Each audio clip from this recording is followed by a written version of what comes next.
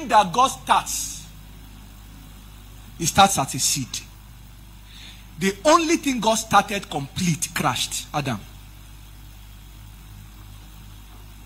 You want to blow? It's better for you to be moving little by little every year.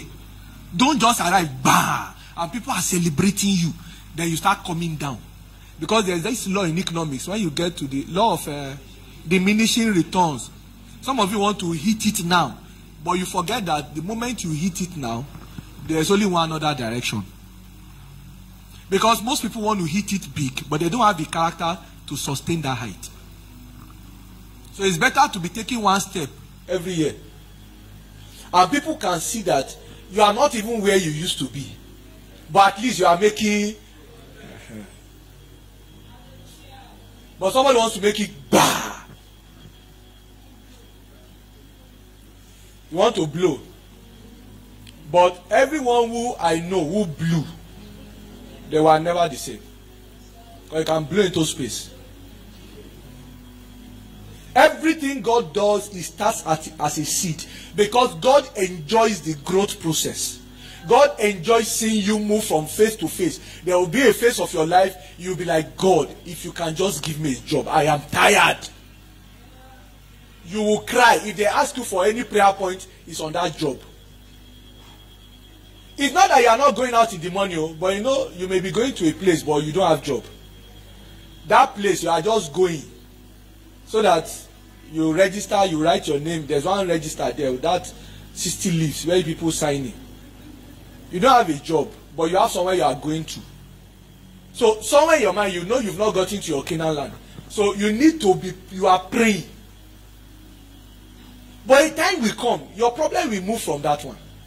Because something will happen. As long as the earth keeps rotating, you cannot be on the same spot.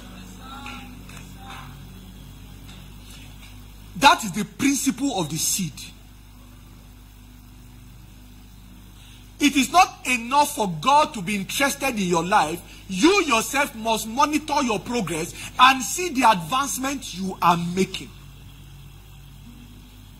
When you put a seed in the ground, which in this case, spiritually, is the word of God. The first thing that happens to that seed is that it will decay and it will die. Am I right?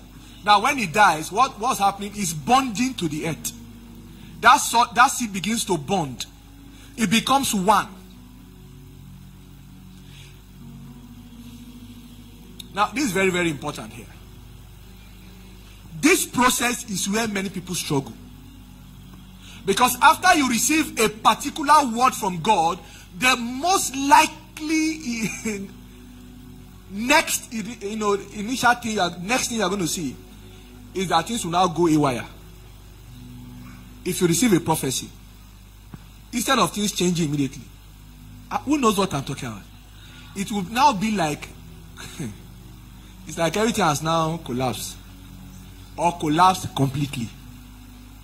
Someone say if you marry let me not use this one. But someone say if you marry one kind of wife, you are completely finished. There's a difference between being finished and being completely finished. The completely finished means your case cannot be remedied again. And that's why I look at some of our young people today who just get married.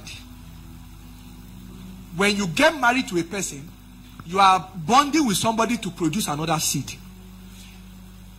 We don't date in the kingdom. We do courtship. Courtship means we go to court. If you have any evidence in your life that can be used against our children, what are you fighting with in your family? How many wives do your great-grandfather have? Do you have polygamy in your DNA? Some don't marry three wives, but they marry one per time and pursue them.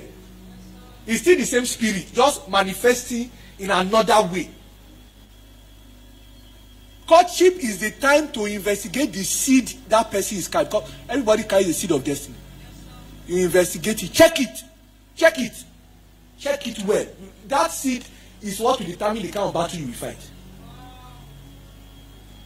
Don't marry because you better marry a lady that is very ugly if there's anything like that, even though there's nothing like that. It's even better for you to marry a guy that his head is oblong. But the battle in his life is not much. Most times we are so enamored and captured by what is on the outside, we forget that the real person you are marrying is the seed inside him. If a man carries the seed of greatness, give him time. I remember many years ago, I was in Zaria. So I was with Apostle Arume. That was before I ever became popular. So we sat. What we were talking about was the challenge his fiance's, his wife now, his parents were giving him. You know Apostle Arume? You need to meet him. The challenge they gave him, they didn't want him to marry their daughter. Number one, is not a Yoruba boy. And I don't know what's this thing with Yoruba people. I think Igbo people are like that. They like marrying themselves. God punish devil. How are we going to solve Nigeria's problem if we keep playing that? So number one, he is not from that side.